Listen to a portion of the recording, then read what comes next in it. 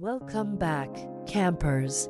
I'm your host, and I love bringing you stories about the outdoors, including scary ones like these 3 disturbing camping horror stories that I'm gonna tell you tonight. So grab a pillow, grab a blanket, make sure your tent is zipped up nice and tight, and let's go camping. While backpacking in the Beartooth Wilderness in the early 2000s with my best friend, we decided to take a more difficult trail up to a remote lake. We had only seen one other couple on the trail and figured it was unlikely we would see anyone else for the 2 days we planned to hike. The hike was beautiful and we made it to the lake just before dark. We set up camp, made a fire, and went to sleep. In the middle of the night, I woke up to what sounded like screams in the forest, big guttural screams.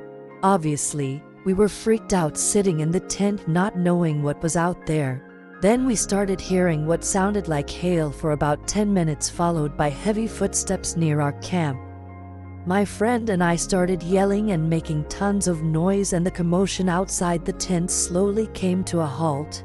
Perhaps it was a bear. In the morning after, of course, not sleeping at all, we unzipped the tent to the creepiest scene.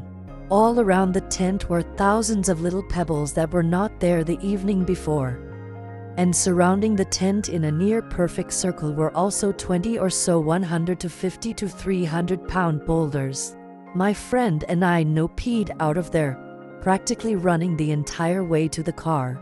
Still to this day, I have no idea what those screams were in the middle of the night, or who or what was trying to get into our tent. This next true story comes from a Reddit user. This happened when I was 18 years old, and I was working at a summer camp as a counselor in training. The camp was huge with cabins scattered all throughout the forest. Each cabin had a number and a name. This particular cabin was called Cabin 13, of course. No one wanted to be assigned to Cabin 13.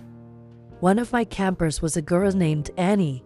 Annie really wanted to be in Cabin 13 because, quote, "It'll be fun if we're scared." Well, she got her wish. She was in Cabin 13. Every night she would come running into my cabin, crying and saying that she heard whispers and footsteps in Cabin 13, of course. I thought this was just a kid being a kid. I told her that if she didn't want to stay in the cabin alone, she could always come and sleep in my cabin.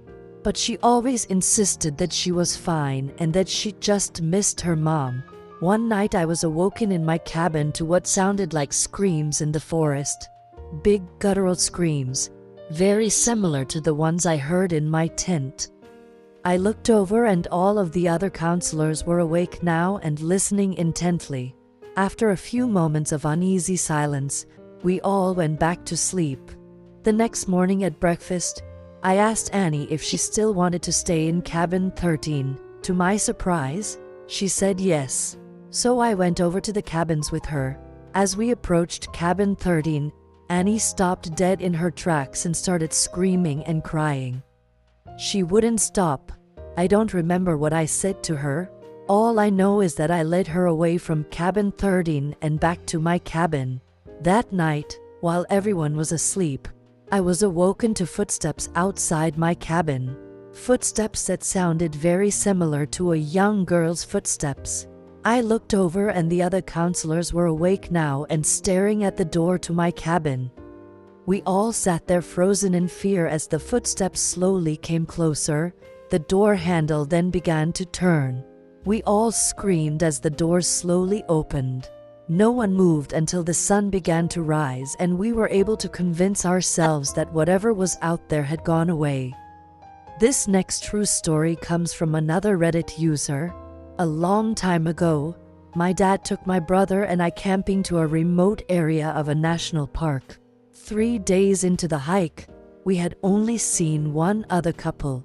On the 3rd night at around 4 a.m., we were awoken in our tent to what sounded like screams in the forest, big guttural screams. Startled, we zipped open the tent to the creepiest scene. There were thousands of little pebbles that were not there the evening before. And surrounding the tent in a near-perfect circle were also 20 or so 100 to 50 to 300-pound boulders. My brother and I peed out of there, practically running the entire way to the car. Thanks for watching. If you like scary stories, check out some of our other videos.